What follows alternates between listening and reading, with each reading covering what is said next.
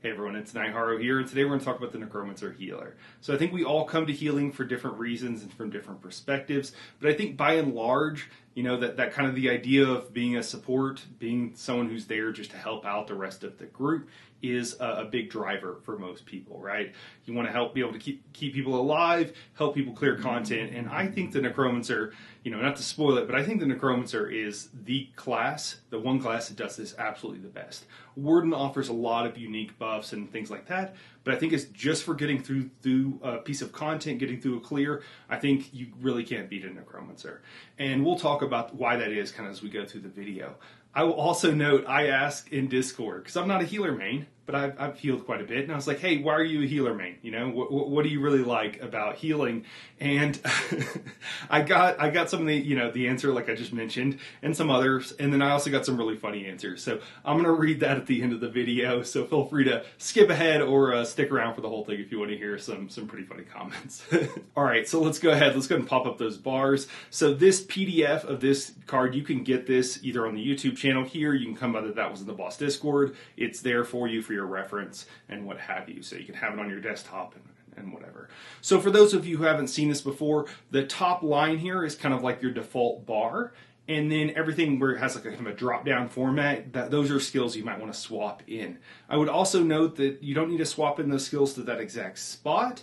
A lot of times that's, there might be a reason for that, but just realize they're flex spots. So you can put anything there that you need at the time. So don't feel confined to this card too much. This is just a pretty good idea as best as I could come up with to kind of help you figure out what you should flex in and when and where. So we'll go through again just the set bar. If you're new, just go with the top bar. And if someone asks you to put on one of these other skills, just know you can be able to put it in, but otherwise just stick with the top bar and you'll be just fine in most situations. So first skill up, Healing Springs. So we use this because it's a good heal. It also provides recovery. It's a great heal, no reason not to run it. It's from the Resto Staff skill line. Next up is going to be Braided Tether. Braided Tether is a very situational heal. So what it does, you have to have a body in front of you, and it puts a tether between you and that body, and it heals you and anybody in between you and that body, and a little circle around it. We tend to use this with Blast Bones, but of course you could use it with the Spirit Mender, or if you just have a lot of bodies running around, you could still use it with that. Next up is going to be Combat Prayer. Combat Prayer, the main reason we use it is because it's a great heal, heals 6 people in front of you, and that's also a quick note here. All AoE heals, you would think that it would heal just everybody inside the AoE. It actually only picks 6 people, and it heals those 6 people. So whenever you see like an AoE heal and it heals everybody in the group, just realize that actually if there's 10 or 12 people in there, 8 people, what have you, it doesn't actually heal all of those people. It only heals 6. And that's true for pretty much all heals, just across the board. If they're AoE heals, that's what they tend to do. But Combat Prayer, what it does, it's a big burst heal. It also provides Minor Berserk. Again, it only provides that for 6 people, so you do need to hit this twice if you want to make sure you're hitting on everybody. And those of us on PC with add-ons know that sometimes this can be a bit stubborn, where it doesn't want to apply to certain people even though they're inside the AoE, but still you want to try to make sure you keep it up as much as you can. After that, we have another flex spot here. I am recommending Necrotic Potency. So this is one where you might see it that it looks like this, and you like suck up, and you'll see from the dead bodies around you, their spirit kind of sucks up, and you absorb it. It generates 6 ultimate per body, and it does that every 2 seconds per body. This skill is just a really great way for Necromancers to generate a ton of ultimate, and that's why we typically want it on our bar. Now there are some fights where maybe there's not a lot of bodies on the floor and you're not being able to use your Blast Bones as much. We'll talk about that on the back bar.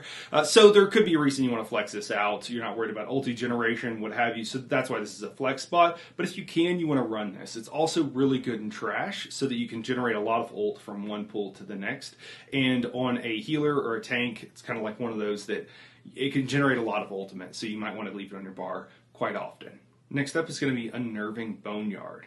So this applies Major Breach in an AoE. It also provides a synergy for our allies. This can be very helpful in places where maybe the tank is off on their own, the off tank or the main tank, and needs a synergy every once in a while. You can throw it over to them, they can hit it, and it tends not to line up with a lot of other synergies that you would typically use. For example, your healing orb and things like that. So that's why we like this skill, both for the Major Breach And then for the extra synergy, it applies for either the DPS or to be able to throw it to our tank. Another great example is like Dreadcell Reef on the last boss. You can kind of throw it over there to your main tank, give them a synergy to get back resources. And again, if you throw it in the group and the DPS use it, it does a decent amount of damage. So that's kind of nice. After that, we have Barrier. Barrier is kind of a, our oh shit button if we absolutely need it, but a lot of times we just leave it on our bar just for the extra resource recovery that it provides from the passive. So that's significant, and it's significant enough, especially in group content. The bigger the group tends to be the better the resource recovery from different passes from different classes, and so that's why we tend to have it here. Moving on to our back bar, we have our Wall of Elements.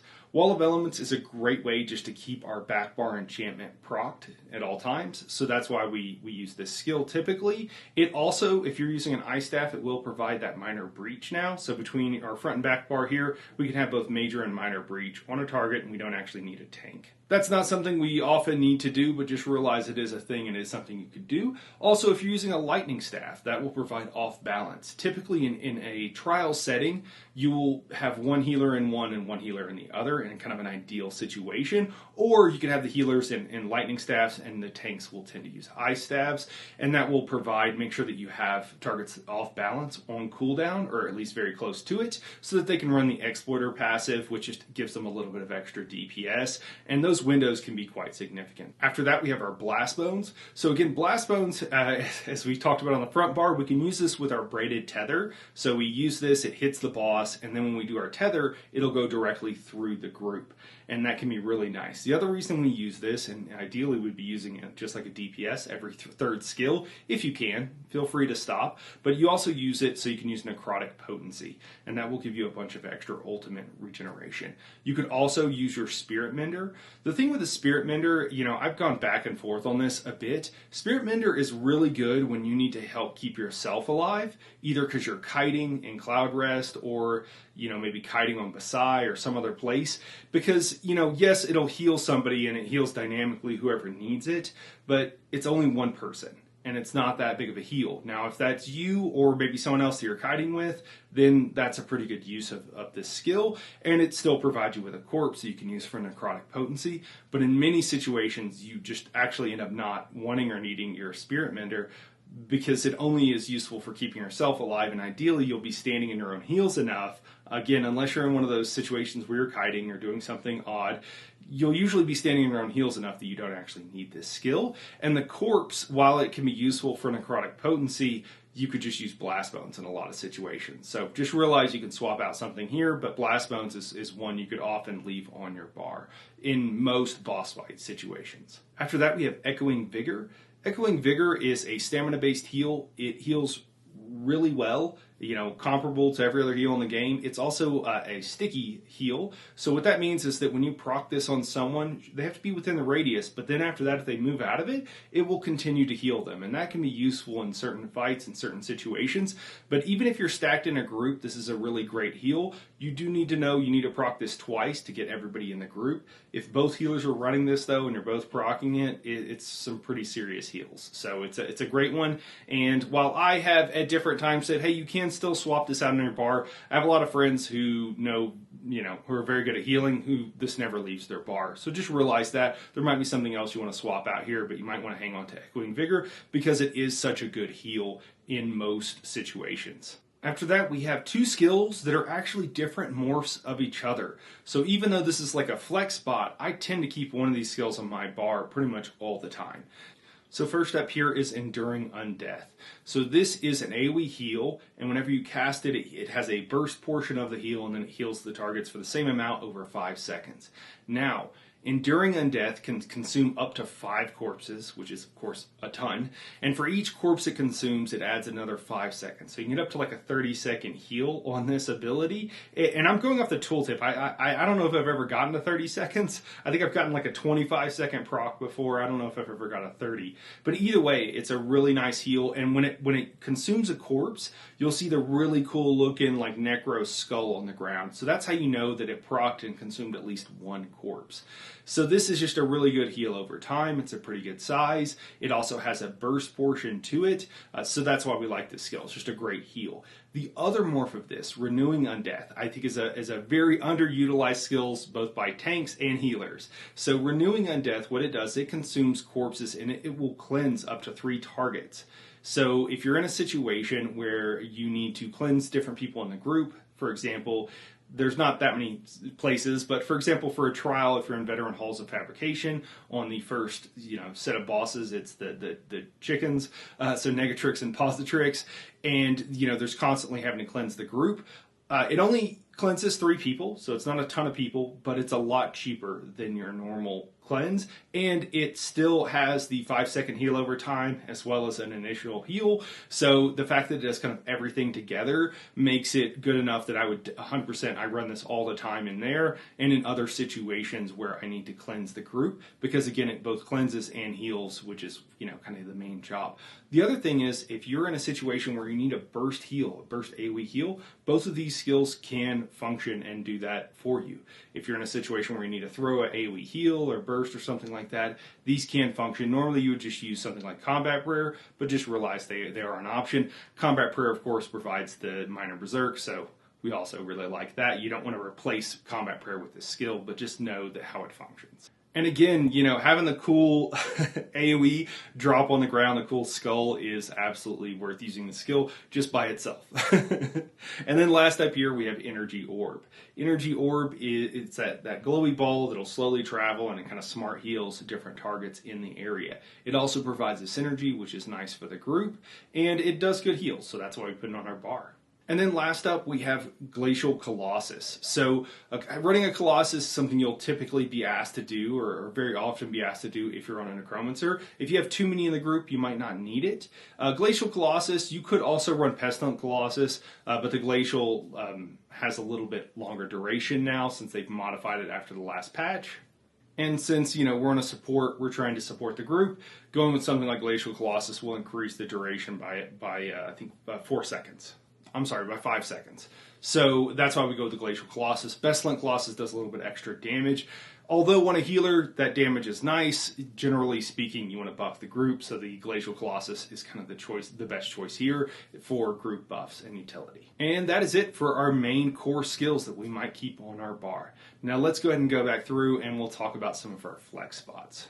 So first up is going to be on our front bar, back onto our front bar, resto bar, and that's going to be Healing Ward. So the reason we might want to use this skill is mainly for tombs in Veteran Sunspire. So what this does is it provides the target with a shield and then also heals them based on how big that shield is. So the reason that this is so useful in that one particular situation, and that's why it's on our bar, just mostly for that one situation, is because what happens with both that and also with Baneful, but Baneful is a group effect, is that when someone goes in one of the tombs, they get a healing debuff.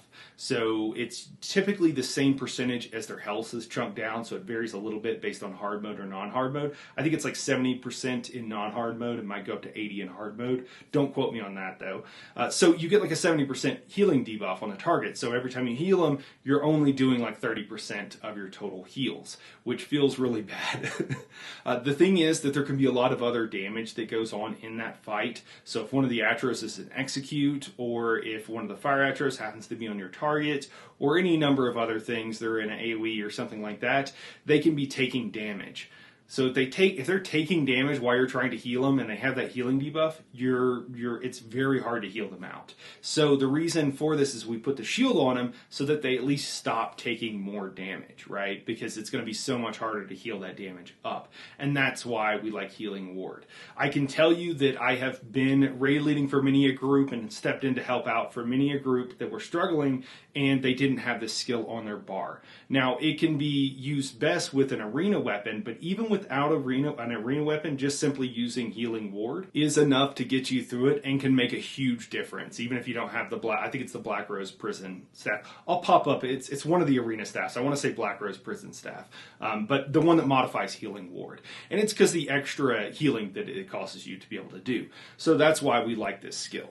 And again, if you're in somewhere like Cloud Rest, you can't really use this because it only goes on one target, and that's not really going to help you out because 6 people actually get Baneful, so 6 people get their health chunked down and also have that healing debuff on them. After that, our next healing skill here is going to be Rapid Regeneration. So this is a skill you can kind of use in certain situations, either in a dungeon, you can use it. You don't need to use this as a spamble, just realize once you hit it, and this is what it looks like, and it hits 3 people. If you hit them again, it simply re-ups the damage over time, or the heal over time, rather, ability. You don't need to be spamming this unless you're in a trial, and you want to make sure you hit everybody, because it's going to go only on a maximum of 3 targets. So in that situation, you might have to hit it up to like 4 times, in which case you kind of can use it as like a semi-spamble. The only places that you really use it that often are something like Vast Veteran Asylum Sanctorum, where the whole group is spread out really far, and it's really hard to get heals on the whole group. This skill, the reason I don't say leave it on your bar, a lot of people tend to do that, and they just spam it. And then people are dying around them because they're re-upping the heal over time, but it's not like it applies a second instance of that heal, and it doesn't do any burst healing. So you don't want to get in the habit of just spamming Radiating Regen. It's a really bad habit to get in. You want to use Combat Prayer for that. It's a burst heal and does what you want. Keep up all your hots, and then use Combat Prayer whenever you need a big burst heal, and periodically to keep up that minor berserk. All right, after that, moving on, we have Resistant Flesh. So this is a big single target heal. And not only does it heal for a huge amount, it also provides resistances to the target. Now, for our tanks, oftentimes they're going to be at cap or very close to it.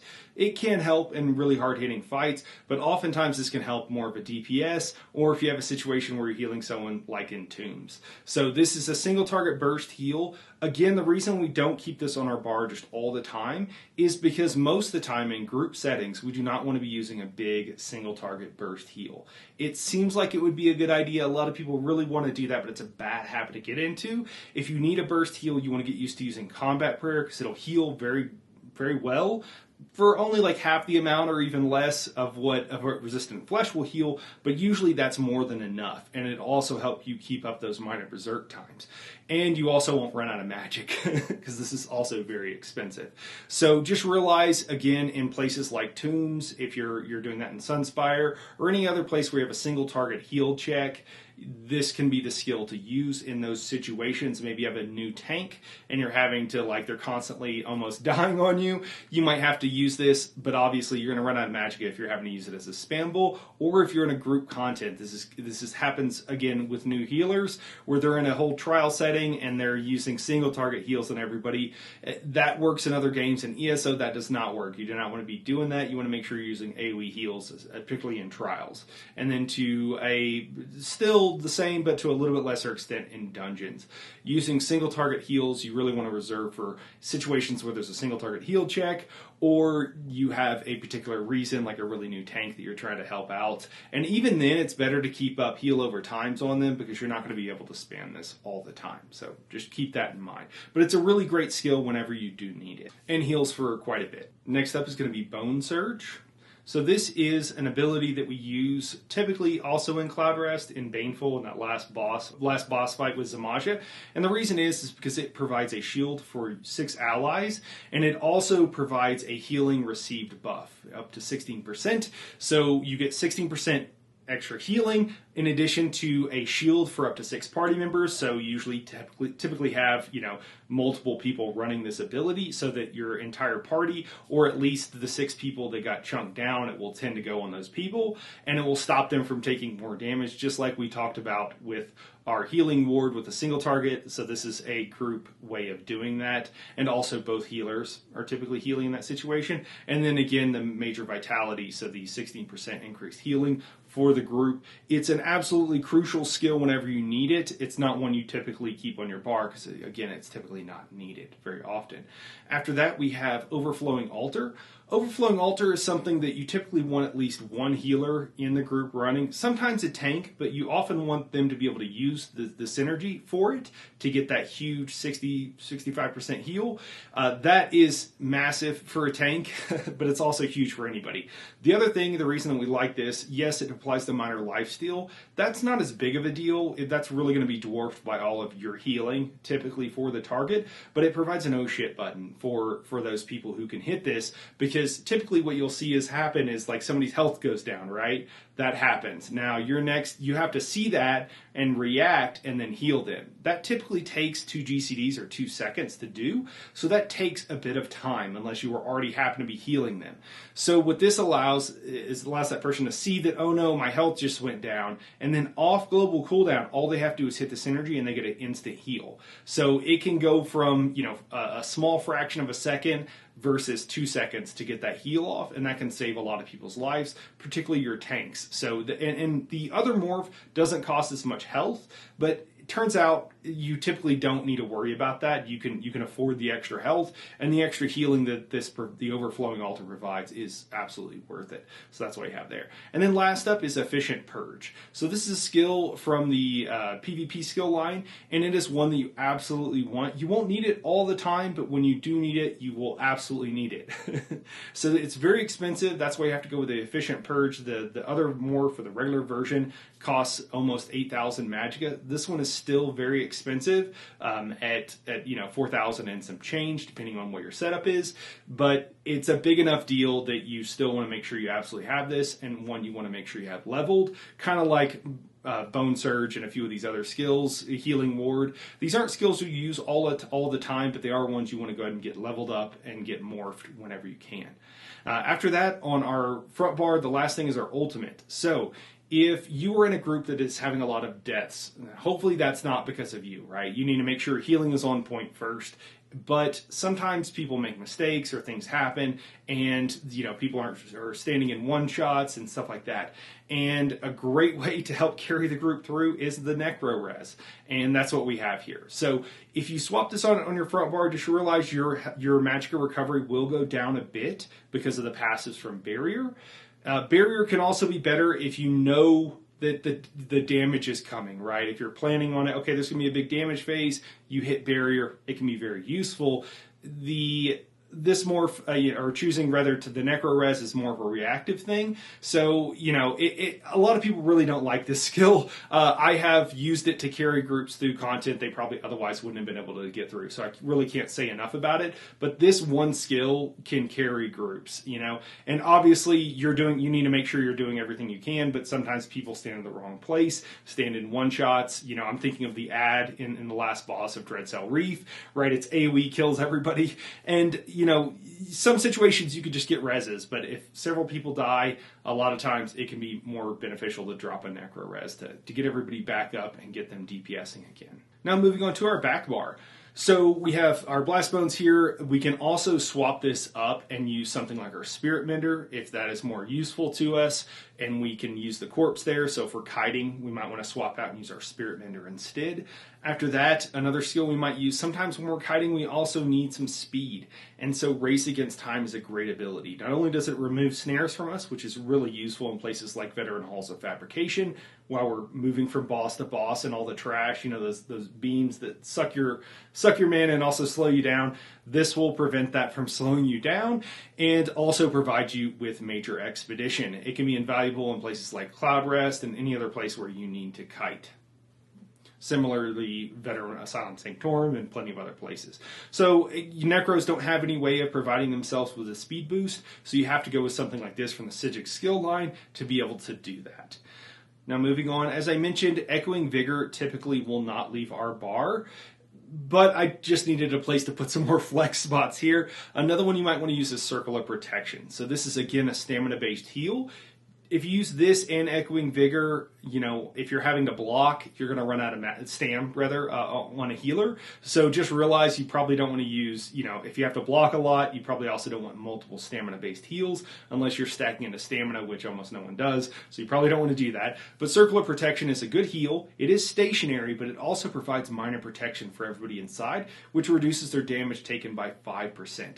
That can really help when you have ramping damage phases, something like the last boss of Veteran Halls of Fabrication, or in Kind's Aegis, again, where you have the ramping damage going on, and you can use this to help prevent the group from taking one-shots as the damage slowly ramps up.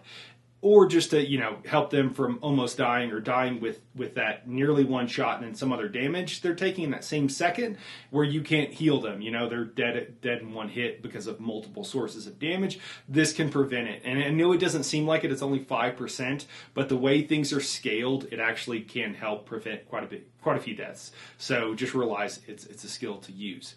And then after that, I mentioned that we have Enduring Undeath and Renewing Undeath, both really great skills. I tend to use them. At some point on Trash, you probably want to use Scythe. And the reason you want to use the Stamina Scythe is it provides off balance.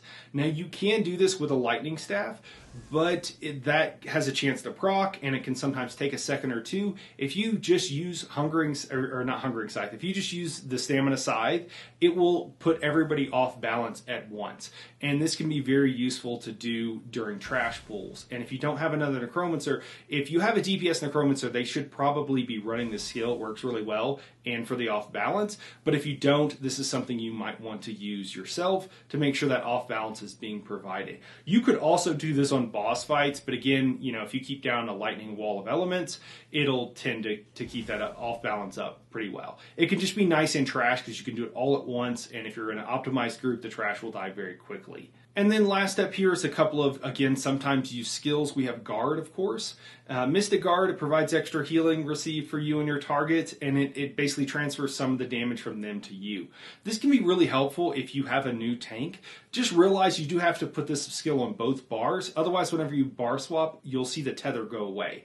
I only put it on one bar here just for lack of visual clutter, but just realize you do have to put this on both bars. This can be a really great way to help a new tank out, and there are certain situations in newer groups, in non-hard modes, and then in hard modes with more experienced groups where you might want to put this on your tank. A lot of times when tanks are learning some of the hard modes like Heinz Aegis or even Sunspire, but certainly some of the newer ones as well, being able to put Guard on them can be really crucial and can be a big deal and something you want to do. So you want to make sure you get this skill and make sure you level it up. And this is another skill from the Alliance War skill line, from the support skill line, which you can see many of these are. And then the last up here is another skill from the Destro Staff skill line, and I'll actually mention two here. So one is going to be Elemental Susceptibility. The reason we use this is there are situations like in Cloud Rest with the orbs where we need to apply Major Breach to a target, and Elemental Susceptibility also does a little bit of damage, so that's why it's kind of nice, and it can apply status effects like Minor Brittle, only if we're having an ice staff or whatever, but it can be a little bit extra damage, and this is what you'll do to hit up all the orbs if you're the one kiting. The other kind of flex spot here would be Crushing Shock. Crushing Shock is really useful for situations where you need to interrupt someone at range or just interrupt them, period. This can be a skill. It's a DPS loss to the DPS, so a lot of times you as a healer will be called on to use something like this to keep someone or something interrupted. And then after that, we have Aggressive Warhorn. So as I mentioned, a lot of times as a Necromancer, you're going to actually be asked to run the Colossus, but there might be a situation where you have plenty or you don't need it, and so you might be asked to run a Warhorn. So it's a great idea to also get this skill and get it leveled, and that way you can be able to use it if you're asked to. And that is it for our skill lines. I know that's quite a bit. I know I've been going for a while here, but that is your full skill lines for the Necromancer Healer. Now let's go ahead and talk about some of the other things here. Let's start off with gear, your basics on that. So typically you have two basic setups for a healer. One is going to be Spell Power Cure, or SPC as it's called.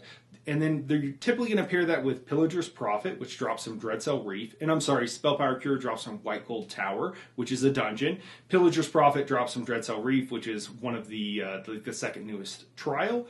And you don't need Perfected in this, I'll note. You can just run through on normal, get the gear you need. You don't need to gold out the jewelry and everything. Wait till you get to Vet to do that, because it drops plenty of gold jewelry, and that's so much cheaper to remake than upgrading to gold.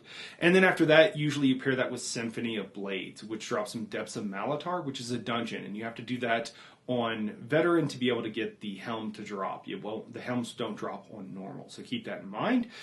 The Pillager's Profit you use to get back ultimate resources for the entire group whenever you use your ultimate. So a lot of times, if you're running SBC Pillager Symphony, you'll be asked to either barrier. Once you get a barrier that has 400 ultimates, you just go ahead and use it whenever that happens to give the rest of the group ultimate, or the raid lead might call for you to use it at certain times. And then, of course, if you're in a dungeon somewhere, if you get to a boss fight, let everybody drop their ultimates, then you go and that helps them, or you can all go basically at the same time, and that'll help them recover much of their ultimate. Just realize if for a DPS, if they have over the amount of ultimate they need for an ability, that ultimate is kind of wasted. So you don't want to use this when everybody already has max ultimate, but it works really well for huge DPS windows. And then Spell Power Cure just provides a decent amount of weapon and spell damage, and then Symphony of Blades just provides a little bit of resource recovery for the group whenever you're healing them. And then that would typically be for your tank or tomb healer. And then for your group healer, you often have someone who's in Roaring Opportunist or Jorvolds. I will also note you can swap these positions. I have here kind of what is maybe typical or maybe what I recommend, but you can swap these positions. There's nothing that says one needs to do one or the other. Just realize certain things have a radius like Spalter of Ruin, and you need to make sure that the group is within that radius to get the benefit. But group healer, you typically have what's called Rojo, which is Roaring Opportunist and Jorvold's Guidance. Roaring Opportunist drops from Kind's Aegis. I'm sorry, both normal and vet. You don't need perfected gear, so you get that from running that trial. And then Jorvold's Guidance drops from Scalecaller Peak. And then you can pair that with something like maybe the Master's Resto with your Illustrious Healing, Healing Springs, not Illustrious Healing, or you could do something else there, but you could have, just realize that on your front bar, your Resto bar, this could be a place where you break one of these sets, because your Roaring Opportunist and Jorvolds, what it does is it procs a buff whenever you heavy attack. And if you're on PC, we always use an add-on. It's literally called Roaring Opportunist, so you can find it pretty easy. And that'll actually tell you, it gives you a couple of numbers. It's a little bit confusing at first, but if you hold down a heavy attack on like a trial dummy or something, you'll see that it'll proc. And what it'll proc is the cooldown timer and then the buff duration. So the buff duration, that's why we use Jorvolds with Roaring Opportunist to get a longer buff duration, but there's still going to be a window there where you can't proc the buff again because you're still on cooldown, but the group does not have the buff. And that's what those two different numbers are. And then as you see the cooldown timer starting to run out, you want to go ahead and charge up a heavy attack to do another one. And again, you can front bar like a Master Staff and break Roaring Opportunist or Jorvolds. Just realize you want to make sure you're heavy attacking to provide the buff on that back bar with a Destro Staff or something. And then typically this is paired with Spalter of Ruin. That you could also use like Pearls of El-Nofay or something else, which I mentioned down below. But the reason you often pair it with Spalter of Ruin is because that reduces your recovery.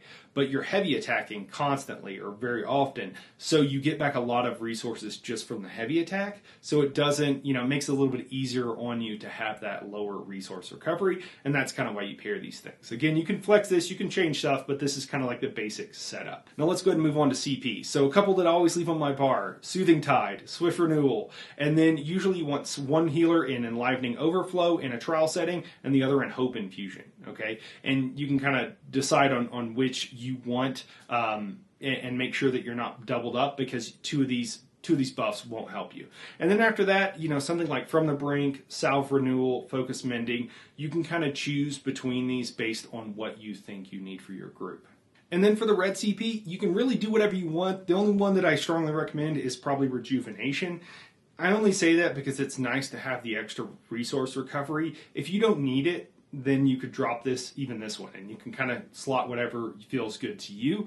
I like the free dodge roll CP. I think that's a really nice one to have for pretty much everybody. You never know when you might need a dodge roll and you don't want to be running out of stam. You could also do something like Slippery if you needed to be able to have a free chance to break free. That's really useful in certain fights and completely useless on other fights, so it's very situational. But Red Tree, kind of do whatever you want. The world is your oyster. Of course, we're stacking all 64 points into Magicka, and then you typically want to go with something like the Ritual. That's going to be the best healing you can choose. You could also go with like the Thief or some other if you wanted to like try to build towards a little bit more DPS for dungeon kind of things, or if you're semi-parsing in a really sweaty trial group, you might be asked or you might want to run a Thief, but typically the Ritual is just the easiest way to go. There are other things you could do here, but we're trying to keep it relatively simple. And then I just mentioned some optional sets that you might be asked to have in different situations. You could always ask your trial leader if you're in a situation like that, like, hey, what sets do you want, or any weird sets for this trial? That's what you should be doing. And if you want to, you could even ask them way beforehand, like, hey, I'm going to be running trials here. I heard these are some sets, that I maybe should get. Is there any of these that I should start with first? And you can, go grab them if you need them. For race, any race works fine. If you want something more optimal, I often really like either a High Elf or a Argonian. Argonian isn't necessarily the best. It's probably the best raw healing, but that's not what you necessarily need. But most of my healers actually are Argonians, because Argonians there's more of a trade-off on a tank or a healer than or a tank on a DPS than there is on a healer, and I want to play Argonians because I think they're fun. So most of my healers are Argonians. It's not because it's the best thing. I think probably like a High Elf with their extra Magicka and Magicka Recovery is probably the best way to go. If you are really overcasting, the best thing to do is learn not to overcast, but a lot of people really like Breton for the extra resource recovery, and it can be pretty good, at first, especially when you're kind of overcasting. That's going to have the best recovery for you.